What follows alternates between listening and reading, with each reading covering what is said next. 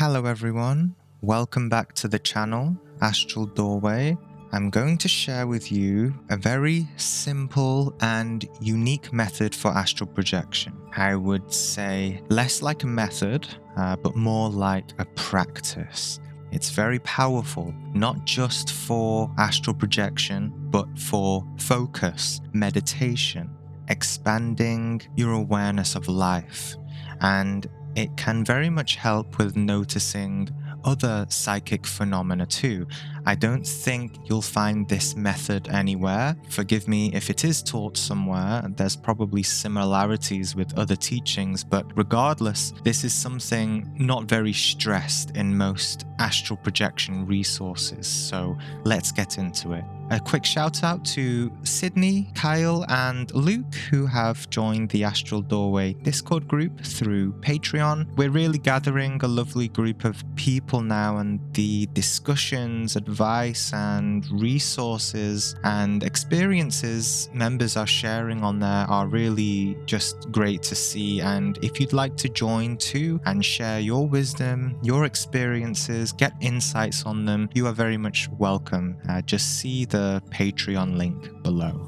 Now, understand that what I'm going to teach here is extremely simple, but it is perhaps a very difficult thing for most people. Not because people are incapable of doing this, but because our life situations make it difficult. Therefore, this very particular method would be best practiced when you have at least a few days where you have some total freedom, like you're on holiday, and you're going to treat these few days to living essentially like a monk in a monastery. This method relies on your continued concentration and willpower. It is not like other methods where you just focus on a step-by-step thing during your stages of sleep. This is much simpler, but much more strenuous. This method involves all-day practice. That means focusing on one thing for 24 hours. Now, you could definitely see this as a much more advanced method than most, but don't let that demotivate you. Anyone can do this. If you have the deep spiritual aspiration, devotion, and willpower to do this, you can do it. This practice is essentially the main practice I've relied on for astral projection experiences. And when I'm aligned with the practice that I'm going to tell you now, I naturally get many experiences spontaneously when I live like how I'm going to describe. It's very hard to put this practice into words, so please be patient, listen to the entire episode if you are really interested, and contemplate what I'm saying. I know this will be a longer episode because I'm going to get a lot of questions about what it actually means to practice this and be present, and how it leads to astral projection experiences. I'm going to get a lot of questions, so I need to cover as much basis as I can in this talk here. There are many methods out there, many techniques, but there will always be people who seem to have no success and having a lot of mental distress because they can't seem to have an experience. And so I'm sharing this practice because I think by practicing it, you will understand a lot about the fundamental basics of living a spiritual life through spiritual practice. A lot can be learned by doing this practice. You will enhance your life tenfold in many areas, in many dimensions of your life, if you do this with strength successfully. This practice is very simple. Practically, it teaches many things, in particular how to be present and what being present really means and how it really feels. Every individual is going to get completely different results because all of our states or molds of consciousness are different. We're all different souls, right? But regardless, this is powerful and effective spiritually, no matter what the results. It can make a deep impact on your life depending on how you do it. I can't tell you how to do it exactly.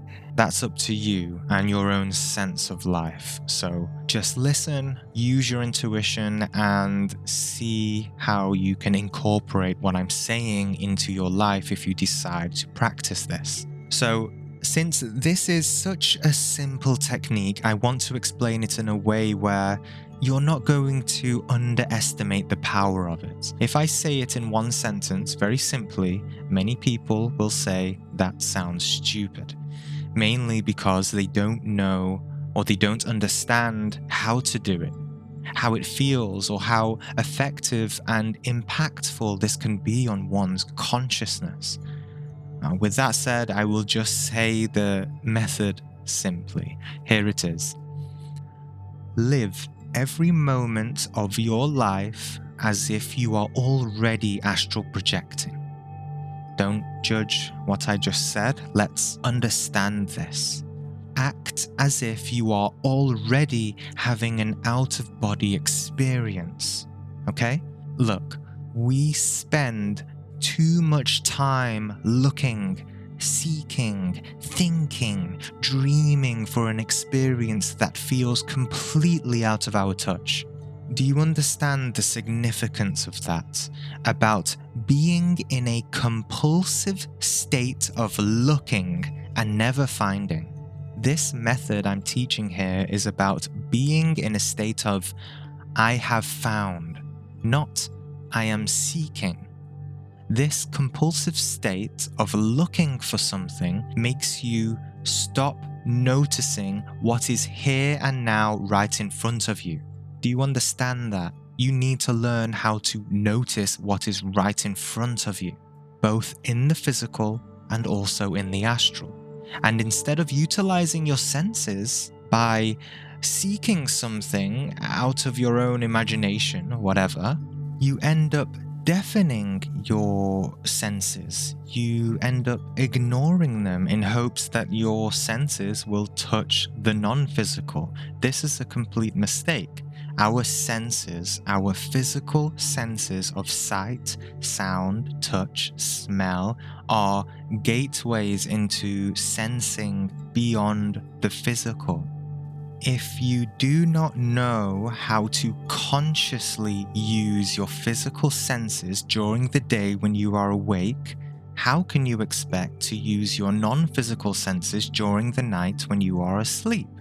As above, so below. This is about being in the present moment, being conscious from moment to moment while you are awake, so that you can also be conscious from moment to moment while you are asleep too. Use your intuition here. This is a completely logical thing to do and practice. Now, of course, I'm going to keep elaborating on how to practice this, so bear with me. This practice can be done during the mundaneness of everyday life, when you go to work, speak to your boss, talk to your friends, do your chores, but more advanced practitioners can probably do this. However, I am recommending that sometime in the near future, you plan on doing this with some allocated days in your life where you can practice this at home, at your own leisure, and preferably alone, with no usual routine. You don't have any commitments during those few days, okay? The more alone you can be, the better as well, instead of being pulled into other people's dreams and unconscious conversations. I'm not saying those are bad. I'm saying that allocating these days to your life is important, not to just be a social creature all the time. Time alone, doing these sort of things, is crucial for your own humanity. So I am recommending that you do this, because through practicing this intensely, you will understand at a deeper level the true mechanics of how effective this is. People try all sorts of methods when they're half tired, just ate a big meal, or perhaps they're drunk. I don't know what you do. Regardless, they are trying half-heartedly, going to work, tired, sick of this and that, and thus they deem the method as ineffective, when really the real issue was that you were not able to give yourself fully to it. That's all. That's all that happens when you fail at a particular method. So this is a method I'm teaching, but it's also a method to understand how to utilize methods more effectively. So if you commit yourself to this all-day practice with this this very high bar, this high level of practice for a few days, you will understand and feel how it is impacting your life in a profound way. You'll notice how much more energy you have, more mental clarity, how your intuition is working better. You will feel more healthy. You will also understand the power of devotion. Devotion is a dimension of intelligence which most people do not understand how to use. Everyone uses their intellect. They are clever. They can retain information. Great. Who cares? This is an overrated dimension of the human being. What is underrated and what is not taught or valued in schools or society is devotion. Devotion does not mean you go to a church or a temple and pray to this or that god. No, devotion means learning how to give yourself fully to a particular thing. And through that act, you manifest what you had sought after for so long. Understand this distinction between intellect and devotion. Intellect is full of doubts and skepticisms and confusions. Devotion is full of faith and certainty and self-confidence. It is a strength, a force that even your intellect cannot bend. Devotion is unbending. You will go to that direction and you will succeed because your frame of mind is attuned to success, attuned to successful devotion. Okay, so you become a devotee, an aspirant of consciousness. You open yourself up to be a channel through which higher intelligence can ground itself. This is not a time for thinking and being dumb and educated and confused. This is a time for greater awareness of your present physical life. It is a time to swim above the surface of your shallow intellect and get out of it to actually see where you are, internally and externally. So, to be clear, the practice goes like this. You set the days in which you will devote yourself to the practice of being present of your physical senses 24/7, unwavering, without interruption, okay? The day beforehand, get in character, okay? This is not about being pretentious or being fake. This isn't for anyone else, is it? This is for you, and you can get into character for this. Prepare yourself like a monk. Prepare your mind and body in a way where you will have the energy, the focus, the discipline for this. And so the next day beforehand, you tell yourself what you're going to do. You're going to feel the expectation, the anticipation, and see in your mind's eye what you're going to do these next few days. You will focus on being present, nothing else. What does that mean? That means about what I spoke earlier about the 5 senses. It means you are going to fully devote yourself to actually, consciously noticing these senses throughout your entire day. Actually see where you are. Colors, shapes, objects, hear all the sounds around you. Feel what things feel like. And what else are you going to be conscious of? You're going to also be conscious of how you feel inside, not labeling your emotions, not thinking about them, but just feeling the atmosphere of yourself, how it feels to be you. Notice thoughts, feelings, senses. And do you think that you can only focus on one of these things at a time?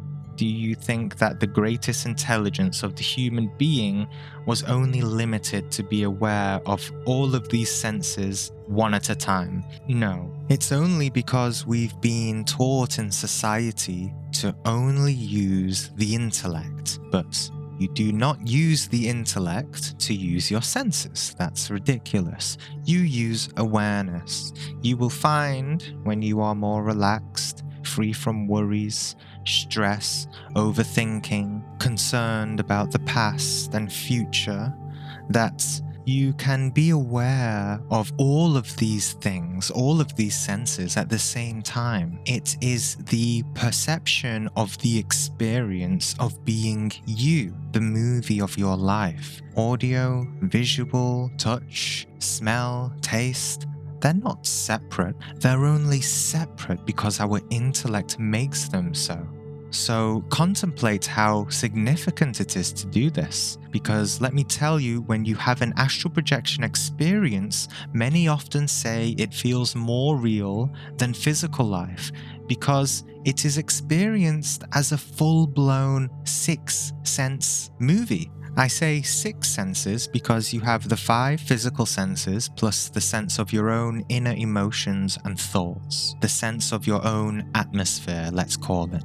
So, do you see how you have to learn how to experience life like this? If you cannot experience life like that, if you do not know how to press the record button on your daily experience on all of the six senses, then how do you expect to do it with your astral body? How in the world do you expect to even remember your experiences if you are not being aware of your physical experiences here and now?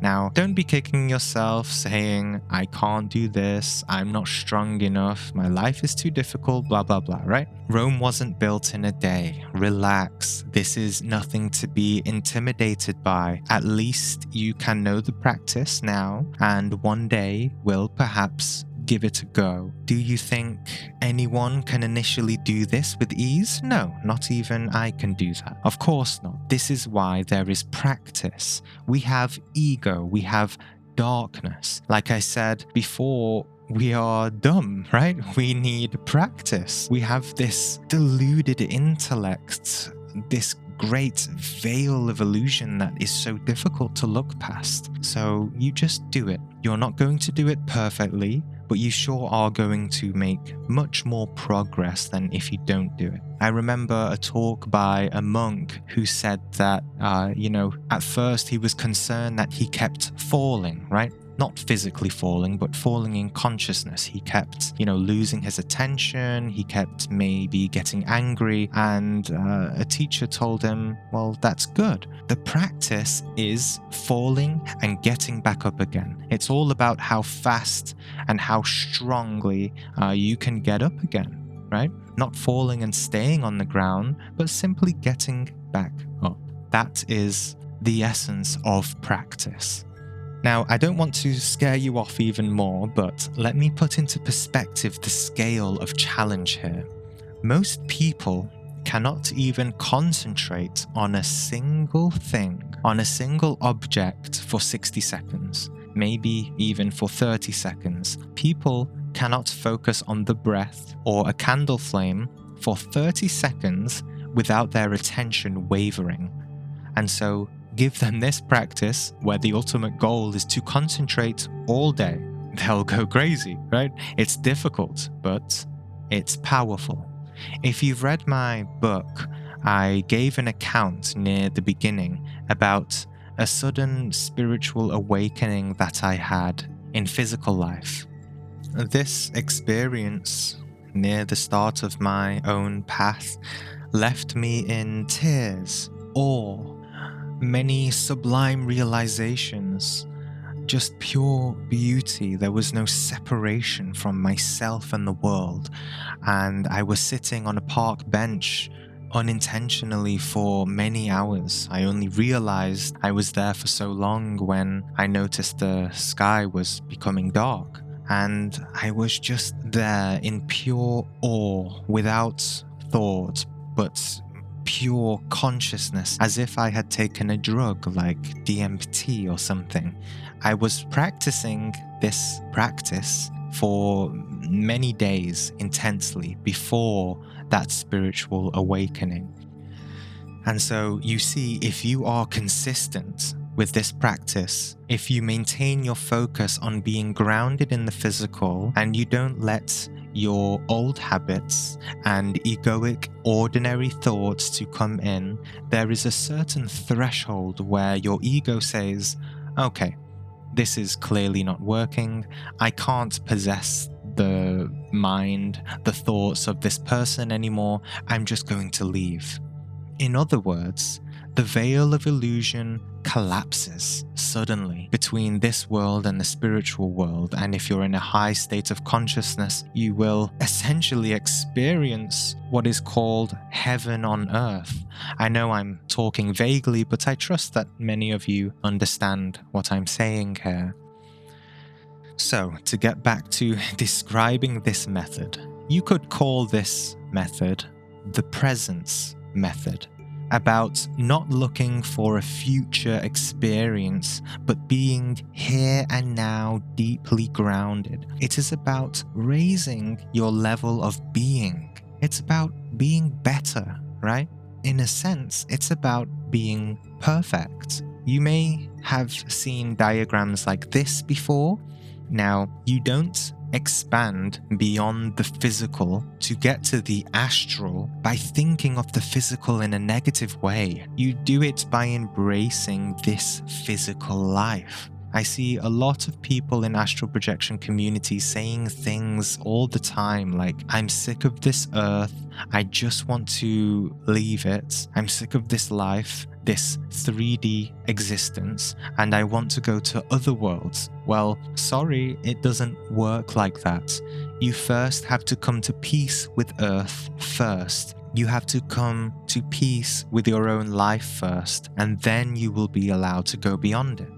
And to make all of this easier and simpler for you, to be aware of all your senses at the same time and to be deeply present of, the deeper intelligences within yourself and outer life, this can be all synthesized into one very simple thought which you can hold with you throughout the day, and you may also say it to yourself like a mantra.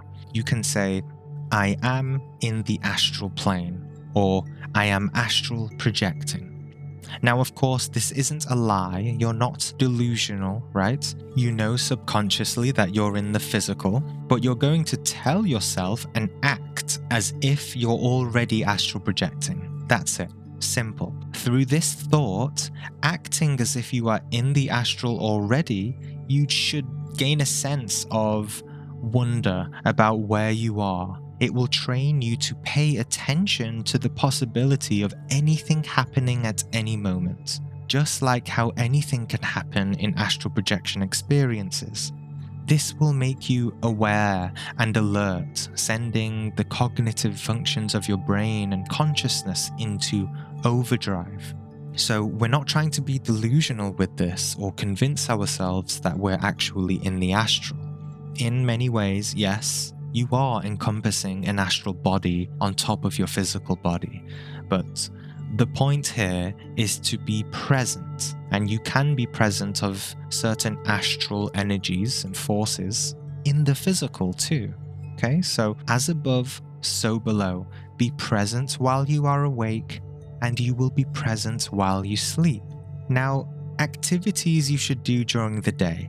Avoid TV and social media. These are just mindless things for your brain to sleep on. We don't want sleepiness. We don't want unconsciousness. We want to be awake, alive, in the moment, in the sacredness, in the divinity of life, of existence. We don't want to be brain dead, right? You can, if it helps you, watch a few spiritual videos to help you be more mindful and present, but This sitting and laying around being a potato should be very much limited. Instead, do activities that are holistic, healthy, active, or creative. You can do some exercise. Nothing where you exert yourself like a sweaty gorilla or something. Do something relaxed, peaceful. Going on a long, conscious walk would be ideal. Be conscious of every step you take and all the sensations around you. Let your mind come to a natural inner silence by paying attention to the world around you. You can even practice this if you are doing chores around your house, okay? Do something present, conscious. Be aware of how you're moving your body. When's the last time you consciously moved your hand, your arms? Being fully conscious of it, of the sensations, of who is moving your body, right? You can also do some light reading, meditation, do some conscious cooking, taking your time, consciously eat. Don't eat too much or you might get too lethargic.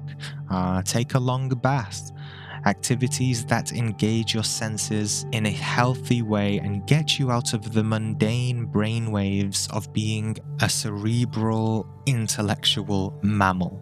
Also be conscious of your breathing throughout the entire day, tensions in the body, everything. It is your experience of life, right? Is it not?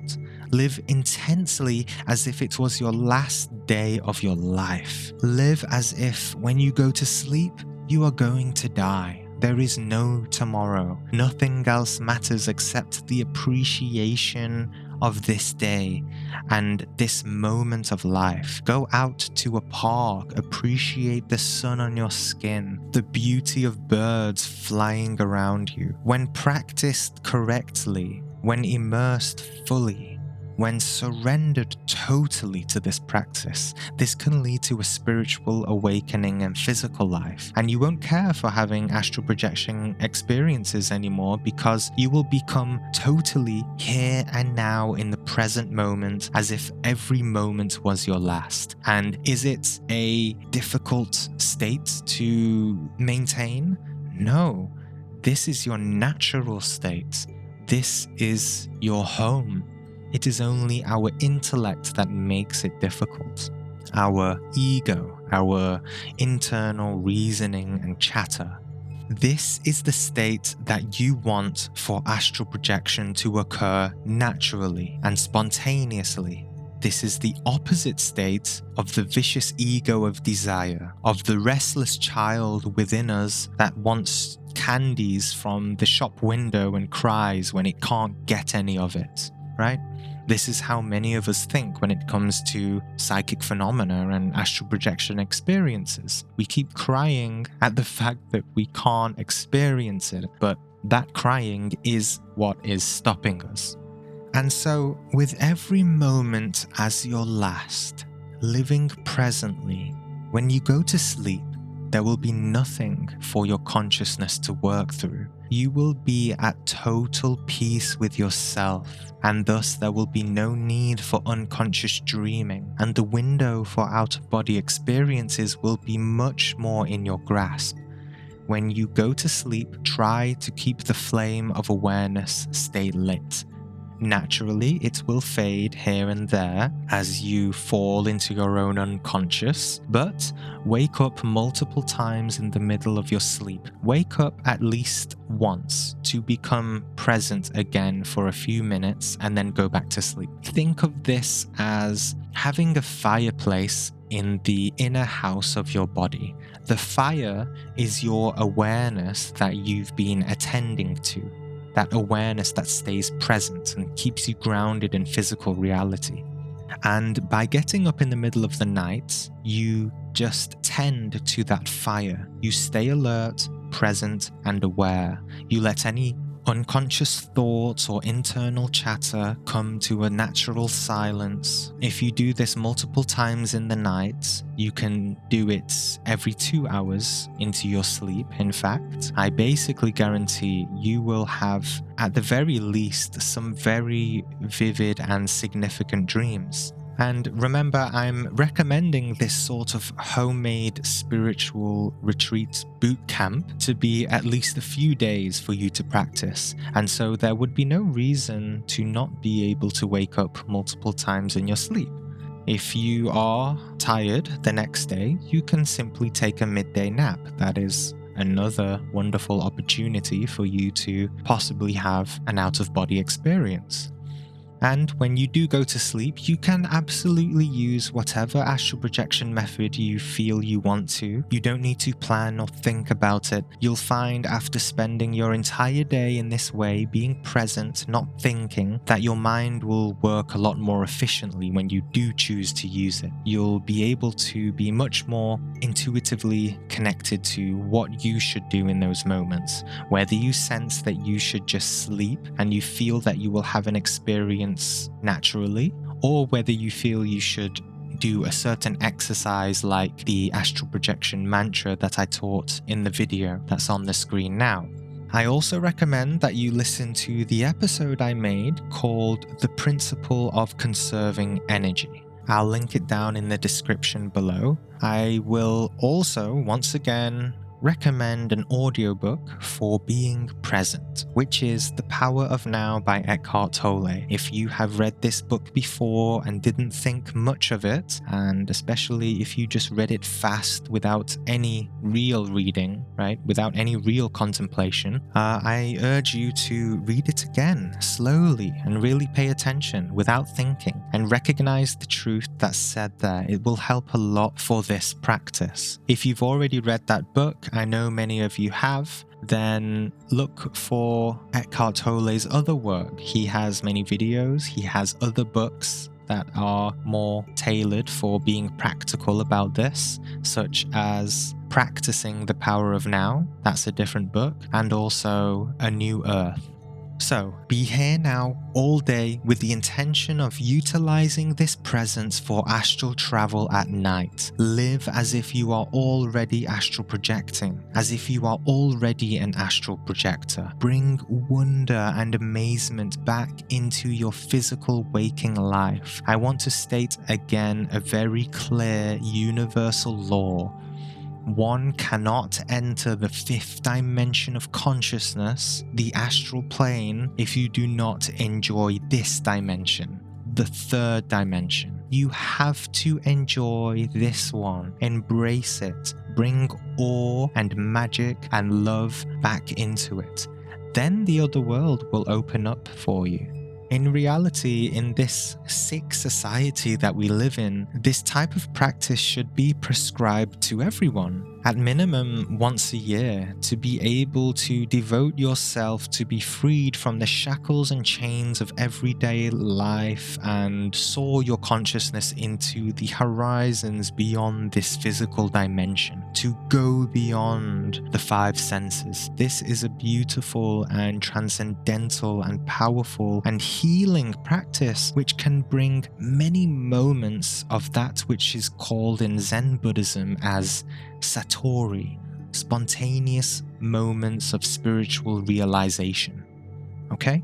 So 3 days, present, totally devoted, aware, alert of the dimension that you encompass from moment to moment. What you are aware of, what you accept, you go beyond. Really, this practice requires an entire book to totally understand, but I trust that those who have the ears to hear will understand what I'm saying. With that said, any questions, as usual, feel free to ask. I'm going to end this episode with a very relevant quote that relates to the attitude or spirit of this practice. It is once again from the Native American shaman, Don Juan Matus. I'm going to paraphrase it a bit so it's more understandable for a wider audience. A spiritual aspirant, in other words, a spiritual warrior, never feels attacked. To be attacked implies that one has personal possessions or identifications that could be stolen or offended. A warrior has nothing in the world except his impeccability, and impeccability cannot be threatened. Impeccability means his or her devotion to their spiritual practice.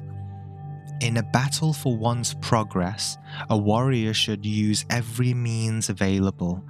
We must live our lives impeccably, for no other reason than to be impeccable.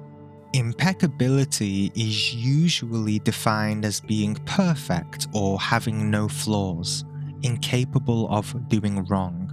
While this is partially correct about being perfect, in the warrior's sense, impeccability is to save or conserve energy. Impeccability is nothing else but the proper use of energy. Impeccability has no inkling of morality. When we have saved energy, that makes us impeccable. To understand this, we have to practice and save enough energy ourselves by stopping our internal dialogue, our inner chatter. It's common for a sort of pessimism to take over a warrior at a certain point on his path. A sense of defeat, or perhaps more accurately, a sense of unworthiness comes upon them. A warrior's resolution to live impeccably in spite of everything does not ensure success. The warrior enters into a state of unsurpassed humility and humbleness. When the true poverty of our human resources becomes undeniable, the warrior has no choice but to step down and lower his head. It is monstrous to think that the world is understandable or that we ourselves are understandable. What we are perceiving is an enigma, a mystery that one can only accept in humbleness and awe. The two sides of a human being, consciousness and ego, are totally separate. And it takes great discipline and determination to break that seal and go from one side to the other, from this world to others. We have been put together by forces incomprehensible to our reason, our intellect. The only thing we do not have is time. Every minute might be our last. Therefore, it is to be lived with the Spirit, God, or consciousness. I'm going to disclose to you a warrior's secret. Perhaps you could call it a warrior's predilection. Most people think it's a lonely path. The life of a warrior cannot possibly be cold and lonely and without feelings, because it is based on their affection, their devotion, their dedication to their beloved. And who, you ask, is their beloved? I will show you now. A warrior's love is the world, physical earth, the third dimension. They embrace this enormous earth. The earth knows that they love it and it bestows on them its care. That's why their life is filled to the brim and their state, wherever they'll be, will be plentiful. They roam on the paths of their love, and wherever they are complete. This is the predilection of a warrior. This earth, this world. For a warrior, there can be no greater love. Only if one loves this earth with unbending passion, then one can release one's sadness. A warrior is always joyful because their love is unalterable, and their beloved, the earth, embraces them and bestows upon them inconceivable gifts, such as astral projection. Some paraphrasing there, but as you can see, it is the Native American attitude of treating your own physical universe with love, care, and attention, and what you put out, you will get back. So I hope you enjoyed this. Be sure to be subscribed for more videos. This is Gene Hart, and I will see you on the next episode, which is about why you should be mindful when sharing certain astral projection experiences. See you next time.